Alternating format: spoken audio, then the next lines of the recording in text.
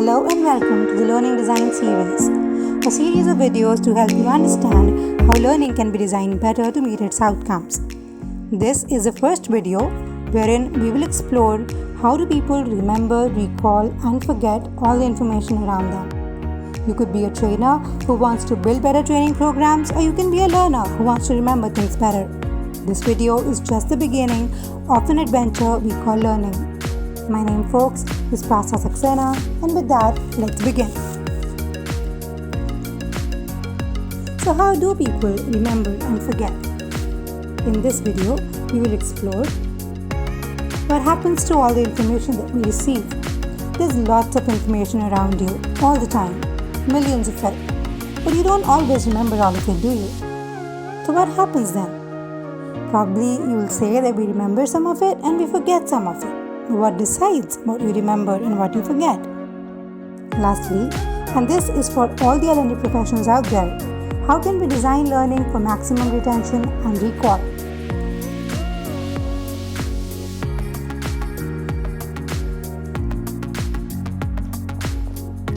What happens to the information we receive? Look around you. There might be an AC on in the background, or a fan. There might be a light on. A clock probably is ticking somewhere near you. If you look closely, there's millions and millions of pieces of information around you every second. We've got 5 senses and we receive hundreds of thousands of units of information from each of them each second. We can see stuff, we can hear stuff, smell it, taste it, touch it. And all this information is being received by us all the time. But yet, there is something that decides what we remember and what we forget. So what is it? What is the deciding factor? To understand this, we have something in psychology called the information processing model, which is nothing but the way our brains process these millions of units of information and facilitate the recall and retention process. To understand that, let's take an example. Let's say it's my birthday and I've received some presents. I'm sitting on a table at the end of the day and opening my gifts. I've received a coupon for shopping at a mall, and I've also received a box of DIY jewelry. You know, the one where there's lots of beads and glitters and stuff and you combine it into jewelry and wear it. That one. Now, due to COVID-19, the malls are all locked down. So the coupon is really of no use to me right now. So I put it in the closet. And because right now I'm not going to a party either, I don't need the DIY earrings as well. So I just keep them in my cupboard. So later I can bring it out, make the earrings and wear them. Easy?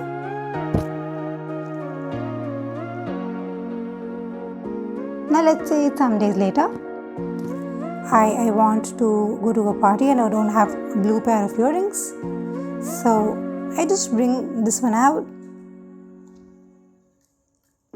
I make those earrings, I wear them and I strut to my party. And that's how the brain works. Almost. Remember all the sensory information we talked about? Yes, that one. That is received by the brain in an area called the sensory memory. Sensory, receiving information from the senses. The sensory memory can hold up to 3 to 7 units of independent information at a time. And it can hold it for about half to 3 seconds each. Now just balance the two. We have millions and millions of pieces of information, sensory information, and yet only 3 to 5 can be held for about 3 seconds each? So there's got to be some kind of a filter. That filter is our attention.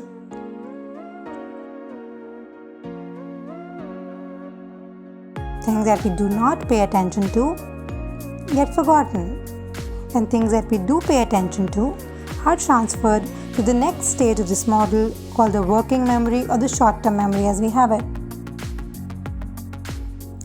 The working memory also has a fixed capacity of about 7 to 9 chunks, and it can hold them each for about 5 to 15 seconds without rehearsal. Now there are two concepts that we will go forward. What are chunks? So let's say you have to remember a mobile number, a 10-digit mobile number. How do you remember it? You do not remember it as 10 distinct pieces of information. Instead, you break it down into 3 or 4 independent pieces of information. So this number, you broke it down into 3 chunks. Not 10 units of information, but 3 chunks or 3 units that your working memory can now hold. And what's rehearsal? So there's 2 types of rehearsal. The first one is maintenance rehearsal. Maintenance rehearsal is when you repeat something again and again so that you rehearse it and it gets fed on to the next stage. Second type of rehearsal is an elaborative rehearsal, wherein you attach the new piece of information to a pre-existing piece of information in your mind so that you can remember the two by association.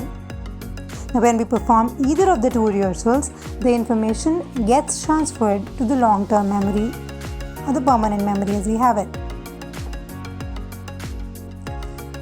This memory has about infinite capacity and a permanent storage.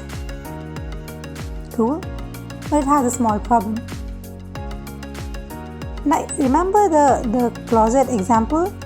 Imagine it's very cramped and you cannot actually make your jewelry inside it. You have to bring the box back to the table and then make it. Similarly, though the long-term memory is infinite in capacity, you cannot interact with the information in the LTM or the long-term memory directly. You have to bring it to the working memory and use it. So working memory is your working table, wherein you perform all your calculations and all your actions. You can only work in the working memory. Sensory memory only senses information, long-term memory only stores information. The actual working happens in the working memory. You have to bring the information from the long-term memory to the working memory through a process called retrieval. And retrieval is what awesome learning designs are made of. If we can strengthen this process, if we can strengthen retrieval in our learners, we've already designed programs, that training programs, because people can use the information told to them in training when they want to. So there are a few concepts of this information processing model that learning design can use. The first one is attention. How can we design learning programs so that it captures attentions of the learners and hence becomes a whole part of this model, wherein the information will pass from the sensory memory where the learner will see you or hear to what you are presenting, and this memory and this information will actually be coded on into their long-term memory. How to design training programs that capture attention. 1. Second, maintenance rehearsal. How can we make repetition or rehearsal a part of the actual live learning environment?